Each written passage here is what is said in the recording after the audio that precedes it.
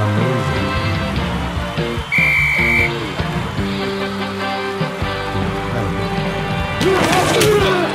That is football. Welcome to footballgameplan.com, where football makes sense. I'm Memory Hunters are of the playbook.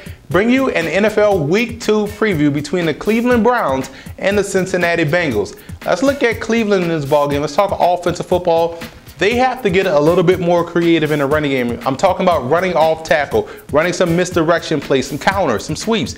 Try to get outside a little bit. Test the speed of Trent Richardson, and Richardson has to make sure he utilizes his eyes. There a lot of times last week the outside was there. If you trust your eyes, your legs will follow. As far as Brandon Weed is concerned, you have to make sure you do things for him that made him successful at the University at Oklahoma State. You got to do things like the short passing game before you take shots deep down the field, the intermediate game, the crossing routes.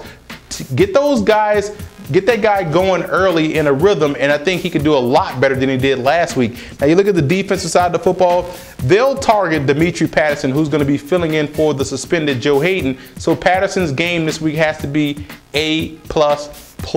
They have to make sure they get him ready to go, and I think he can. Maintain the line of scrimmage is another key. The Bengals were firing off the football last week versus Baltimore. Maintain the line of scrimmage, hold your own, and I truly believe those young linebackers of the Browns can make plays. And Andy Dalton can still get baited. You can still find yourself picking off passes, batting passes at the line, and batted passes are a straight result of staring at the target and then firing the football, so you can bait him into getting batted passes and also interceptions. And I look at, you have to maintain that level of aggressiveness. The Browns played an aggressive style of defense last week, and that worked, kept them in the ballgame, and actually had a chance to win. X factor has to be Brad Childress. He has to call a very good game for Brandon Weeden to get him off to a good start. Now you look at Cincinnati in this matchup. I'm actually impressed with what they were able to do last week with Andrew Hawkins. Got him the football. That guy has get away from the cop speed, as Gus Johnson used to call it. He's super fast. I couldn't even find the word for it. But get him the football again this weekend. Dalton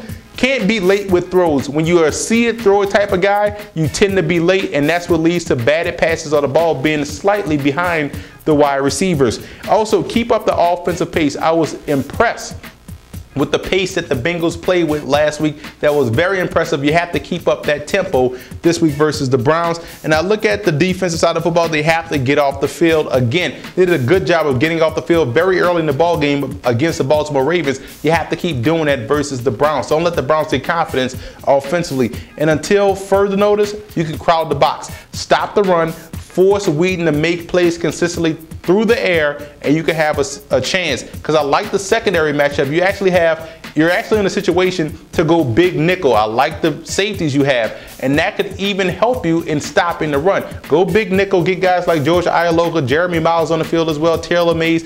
Get a way to get all those guys on the field. Give yourself a big nickel look, play Mays close to the line of scrimmage, let Nelson drop back. Ialoka could play either or, so get creative. X factor for the Bengals has to be that secondary because of the talent that they have. Now you look at the positional breakdowns in this ball game. I think obviously the Bengals have the best quarterback, but the Browns have talent in the backfield, and I think they're equal with Cincinnati. Now you give the skill position on the flanks, the receiver, tight end, and offensive line has to go to the Cincinnati Bengals. Very impressed with what they did offensively. Here's where it gets close. Defensive side of the football, the Browns and the Bengals are very even on the D-line, linebacking core, very young linebacking core in Cleveland. And even without Joe Hayden, I think the secondary is still solid for Cleveland, and the special teams, in my opinion, is equal. So you look at this matchup. This can go either way, guys. And I think the Bengals will win because the offense can't put up points. They can withstand getting stopped every other drive. I don't think the Browns can withstand that same pressure and getting stopped. If their offense doesn't get going early, they can struggle throughout the ball game. So I think the Bengals win this one in a rivalry between cross-state opponents.